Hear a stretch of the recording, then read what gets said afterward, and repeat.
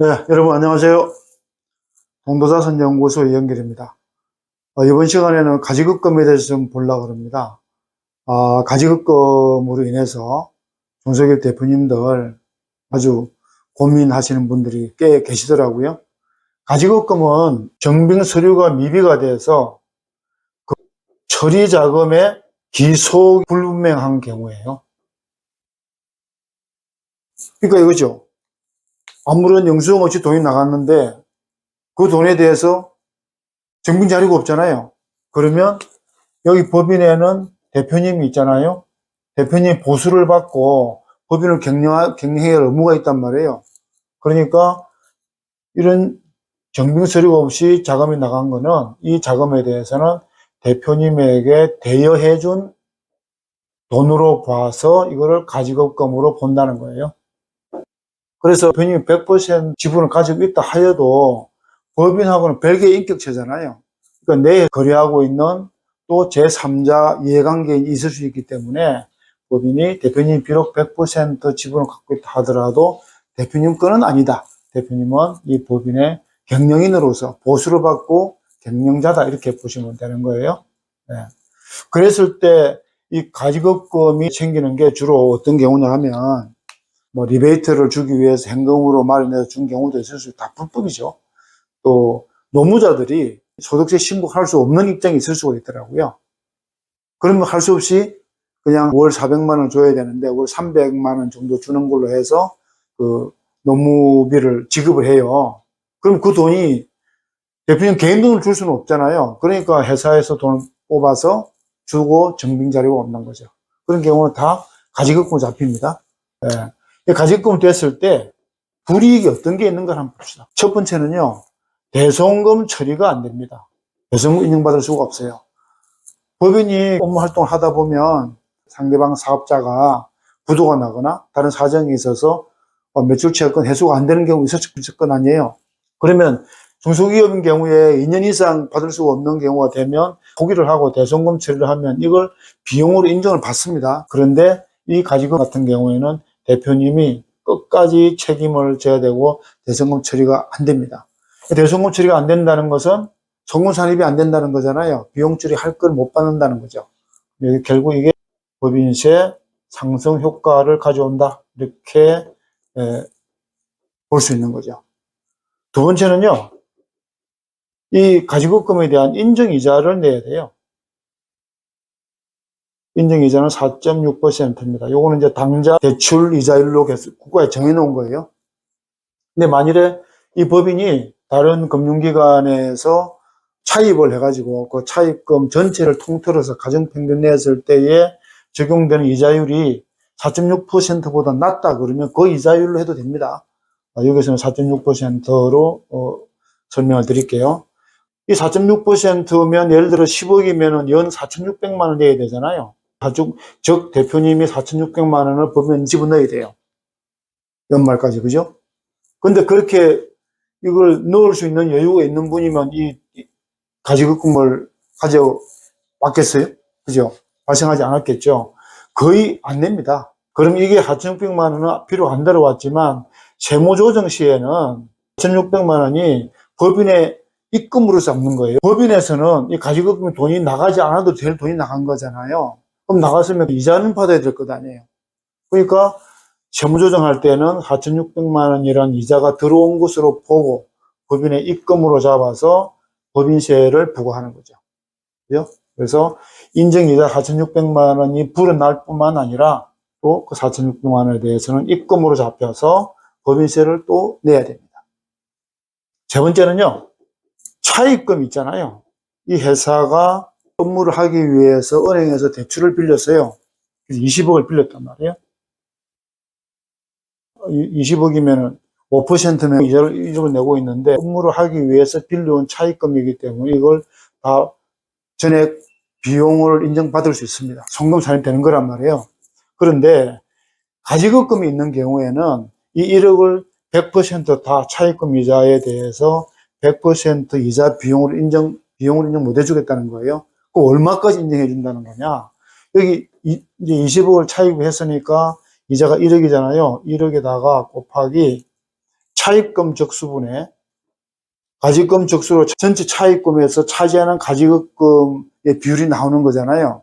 왜 그러냐 하면 가지급금을 안 나갔으면 그만큼 이 차입금을 빌려오지 않아도 되잖아요. 그런 의미죠. 그래서 차입금 이자가 1억이죠. 1억에다가 차입금 적수가 20억이죠. 20분의 요건 이제 1년간 다 차웠다고 보고요. 가지급금 10억이라고 가정을 하면 2분의 1이죠. 즉 차입금 1억 중에 5천만 원까지만 송금 산입되고 나머지 5천만 원은 송금 불산입을 한다는 거죠. 가지급금이 없었으면 1억을 다 비용 처리를 받을 수 있던 거를 가지급금 때문에 차입금 이자를 반만 인정받는 경우가 되는 거죠. 만일에 가지급금이 20억이다. 그럼 1분의 1이 되잖아요. 그럼 100%다 비용 처리를 못 받는 거죠. 그런 내용을 설명하는 거예요.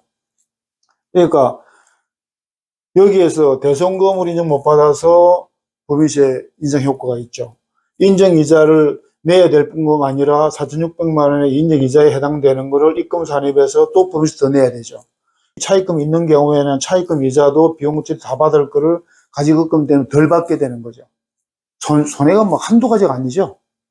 네 번째는요, 이 가지급금에 대해서 대표님이 퇴직을 하거나 회사가 청산을 할 경우 있잖아요. 청산을 하게 되면, 그게 대송금 처리가 안 된다 그랬잖아요. 대송금 처리가 안 되니까 계속 가다가 퇴직하거나 청산을 하게 되면 몽땅 다 대표님의 상여금 처리를 해서 소득세를 부과합니다. 상여금 처리는요, 근로소득이잖아요. 종합소득에 들어가는 거죠. 종합소득으로 다 합산해서 소득세를 때리니까, 가지급금이 10억이라고 가정하면, 그거에도 10억이니까 최고 한도 45%에 출발하는 거죠. 그래서 어마어마한 손해를 볼 수가 있습니다. 다섯 번째는요, 이건 뭐 비상적인 상황이긴 합니다만, 대표님이 퇴직이나 청산이 아니라 갑자기 불의의 사고로 사망한 경우죠. 사망을 하게 되면 이 가지급금이 법인 입장에서 보면 현금 채권이잖아요. 그러니까 이 법인의 가치가 올라가는 거죠. 가치가 올라간다는 이야기는 대표님 주식 값이 올라가는 거고 상속세를 엄청나게 많이 내게 되죠. 이게 만일 100억이다. 이 가지급금이 없었으면 한 80억밖에 안 될 걸 가지급금이 있음으로 해서 100억까지 올라간단 말이에요.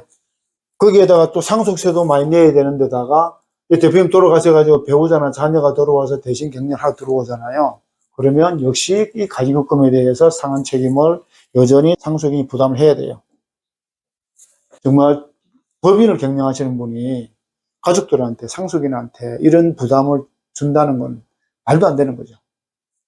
거기다가 가지급금이 많으면은요, 국세청에서 세무조사를 하기 위해 상당 쳐다보게 되고, 또 가지급금이 많은데 뭐하러 은행에 돈을 빌리러 오느냐라는 그런 금융기관에서도 이미지가 좋지 않죠. 가지급금의 대략적인 불이익은 이렇습니다. 해결책이 뭐가 있을까요? 대표님 개인자산이 있으면 개인자산을 갚으면 끝. 그죠? 개인자산이 없으니까 이런 일이 벌어지는 거죠. 첫 번째는 배당을 실행하는 거죠.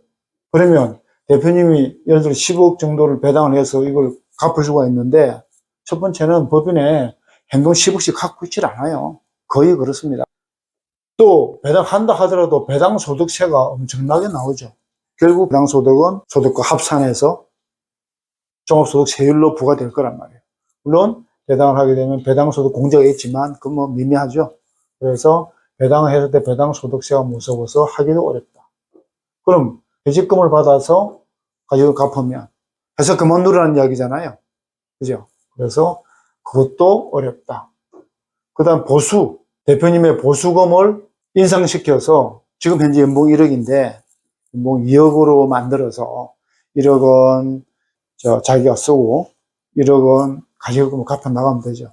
그럼 10억이면은 1년에 이자마다 4,600만 원씩 불어나는데 실제로는 5천만 원밖에 못 갚는 거잖아요. 이자 까고 나면 20년 근래에 다 갚는다는 이야기예요. 그죠? 제가 1년 전에 그 사내근로복지기금 완결판에 보면 사건복을 활용한 가지급금 해결하는 방안이 나와 있어요.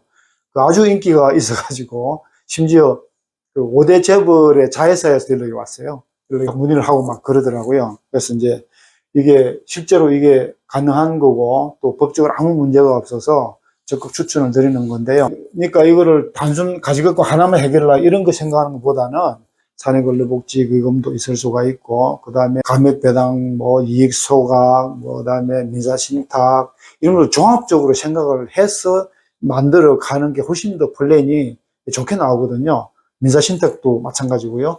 그 내용들이 우리 국내 최초로 대학교에서 강좌를 개설을 했어요. 건국대학교 미래지식교육원에 CEO 재무설계 최고위 과정이라고 그걸 개설을 해가지고 지금 3년째 하고 있거든요. 그래서 올 또 3월 초에 개강을 위해서 지금 수강 신청을 받고 있는 중입니다. 그래서 한번 관심 있으신 분들은 거기에 오셔서 이런 전체적인 내용도 숙지하시고, 또 거기에 다른 여러 분야의 CEO분들이 많이 오세요. 그분들하고도 많은 정보를 공유하고 그런 기회를 한번 가져봤으면 하고 추천을 좀 드릴게요. 또 1년 전에 한 영상에 나와 있는데요. 그거를 참조하시고 오늘 또 강의 드리는 것을 같이 견줘서 보시면 많은 이제 도움이 될 겁니다. 우선 첫 번째, 이 법인에서 사내근로복지기금을 설립을 하는 거예요. 법인에서 바로 설립을 한 상태에서 이 가지급금을 해결할 수가 있습니다. 사내근로복지기금은요, 설립해서 손해볼 건 없습니다. 왜냐하면 법인은 어차피 근로자들에게 복지 비용이 나가잖아요. 그 복지 비용을 사건복을 통해서 주는 걸로 바뀌는 것 뿐이거든요. 설립하는 돈 별로 안 들어요. 그런 걸 전제를 하고 나서 보면 대표님 주식 100% 가지고 있죠. 그죠? 근데 대표님은 법인에 가지급금을 10억 가지고 있잖아요. 그러면 10%를 법인에게다가 매각을 하는 거예요.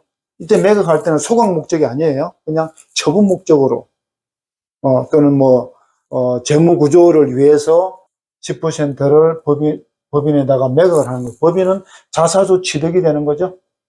그러면 법인에서 대표님한테 현금 10억을 넘겨줘야 되잖아요. 주식을 받았으니까. 그죠? 근데 대표님은 법인에 가지급금이 10억이 있단 말이에요. 그러면 그게 상계 처리가 돼요. 굳이 현금 왔다 갔다 안 해도 주식만 법인에게 자사주를 넘기면 대표님은 그 현금 10억 받을 거를 가지급금과 상계 처리를 하면 가지급금이 싹 사라지고 없는 거죠. 일단 그렇게 되는 거예요.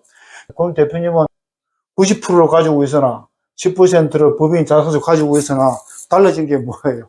똑같습니다. 다른 거 없어요. 그죠? 물론 이제 대표님이 주식을 법인에 넘기게 되면 양도소득세가 발생하죠. 중소기업으로 대주주니까 3억까지는 20%, 그죠? 3억 초과하는 부분에 대해서는 25%. 물론 지방세 2%, 2.5% 붙겠죠. 이렇게 나간단 말이에요. 이거는 내셔야죠. 양도소득을 내면서까지 해야 되느냐? 대신에 여기 20%가 나갔잖아요. 그죠? 20%, 22% 정도가 양도소득세를 냈지만은 법인에서 이 받은 주식 10%를 무상으로 출연할 거예요. 그렇게 해서 법인에서 사건복으로 들어갈 때는 다 무상이죠. 그 법인은 이 10%, 10억 원어치에 대해서 송금 산입이 돼요. 어떤 재산을 사건복에 정의를 하게 되면요, 이 법인에 대해서만 100% 경비 처리가 됩니다. 그러면 이 법인에서 10%에 대한 10억에 대한 경비 처리를 받으니까 송금 산입을 인정해 주니까 법인세 절감을 가져오잖아요. 법인세 절감이 무려 10억을 이렇게 보냈으니까 2억 정도는 세이브가 되는 거란 말이에요. 법인 세이브가 되는 거예요. 그러니까 여기에서 대표님은 양도소득을 냈지만 그만큼 법인이 거의 비슷하게 이 법인에 대해서 법인세 절세 효과가 그 정도 비슷하게 나오니까 그렇게 억울하지 않다는 거죠. 3% 차이 난다고 보시면 돼요.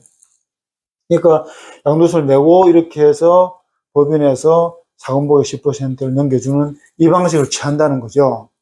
그러면 여기 정확하게 말하면 전후 사항을 생각해서 대표님이 한 방에 다 할 수도 있고, 3억 넘어가면은 25% 내야 되니까 요 1년으로 기준으로 하는 거거든요. 그러면 1년에 3억씩 3번에 걸쳐 해도 되죠.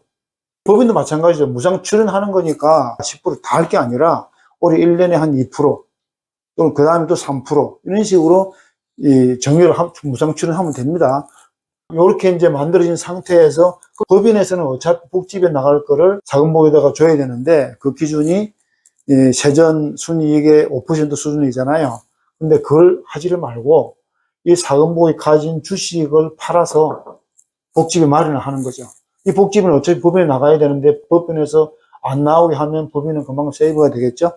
그러면 사금복에서는 이 10% 받은 거를 팔아야 돼. 누구한테 팝니까? 중소기업 대표님이 아직 90% 가지고 있는 회사의 주식을 경영권에 참여할 수도 없는 상황에서 제값 줄 사람은 없죠. 다시 이 법인에다가 대파는 거예요. 이때 파는 거는 이익 소각으로 파는 거예요.